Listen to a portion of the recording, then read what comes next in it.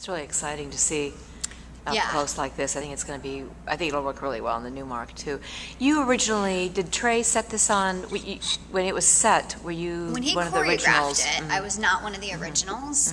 It was Vanessa, Thiessen, and Matthew Boyes were the original. Oh, that goes pair. back in OBT history, Yeah, doesn't it? I think it was February of '98 when it was originally done. It was so different for OBT then. It's different now. It's just Is a it? different kind of piece for a ballet company to do. Yeah. you know? In the rehearsal, I hear you say a lot, don't do the ballet arm or whatever, you know. You have to keep on reminding the dancers that it's really... And myself too. Yeah. I mean, it's so easy for us, you know, because we spend our whole life thinking about like clarity and position and Right. things like that. It's Right. It can be very challenging, really satisfying, but also really challenging Yeah. to step away from that and let yourself just move in a more natural way. So as long as we're talking about this piece of it, you're not moving, when somebody says retire, it sounds like you're about to go out into your dotage somewhere out into the... Walden or something. Yeah, Walden Pond, here I come. Right. But for you, retiring means what? Retiring means that I will no longer be a dancing member of the company. I'll be a member of the artistic/administrative staff, so I won't perform anymore. I will continue to do like the type of work that you saw me do today, working in the studio as, you know, our ballet master does. It's the same sort of thing. Teaching the choreography of a piece to the dancers, rehearsing them in it, or assisting visiting choreographers or repetiteurs in getting the pieces taught to the dancers and rehearsed and refined. Repetiteur Yeah. is kind of a new word. People are really interested in Yes. this word right now. Yes.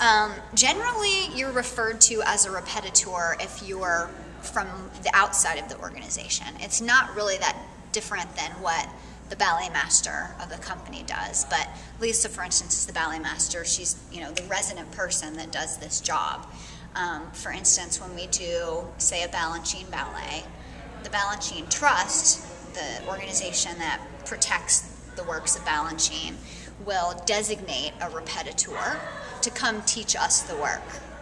And they will come, this designate will come and teach us the work, and then we have the rights to use it for a certain period of time. And once that's initially been set, then the ballet master of the company sort of takes over being responsible for that work through the term of the contract. Sometimes if we'll repeat it again, if it's close enough, if the trust feels like, you know, it was close enough to the time when we did it, then the ballet master will have the, will be allowed to reset. So I have been a repetiteur for mainly Christopher. I set a suite of dances from Eyes on You on Diablo Ballet.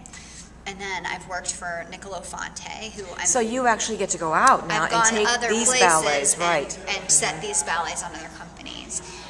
So for Niccolo Fonte, who we're doing his Left Unsaid right now, and I'm responsible for resetting it on the company since I was the designated person to be responsible for it when he set it himself on this company.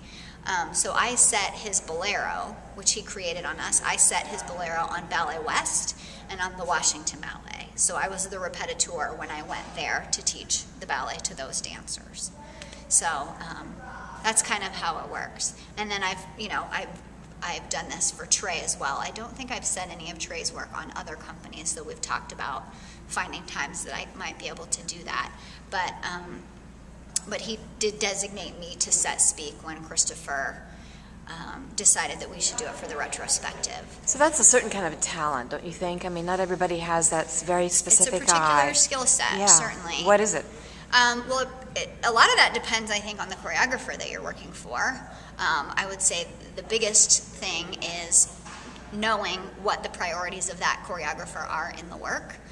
You have to have a sort of broad sense of the work. A piece like this, there's only 2 dancers. There's not that many people to keep track of. But something like Bolero or Eyes on You or a larger ballet that involves a lot of people, you have to keep track of, say, 5 couples are dancing at the same time. You have to keep track of what everybody's doing and make sure we're all doing accurately what we're supposed to be doing and make sure we're doing it in a way that's musically appropriate to the choreographer, and stylistically appropriate and in the spirit of the work. So you're keeping track of a lot of different types of information. Very detail-oriented. Yeah. Then, Detail-oriented, but also you have to kind of have this broad picture that's really very contrary to the way that a dancer functions on their own. You know what I mean? Like, you have to be very focused as a dancer about, like, this is my piece of it. You know, so it's a different way of looking at things.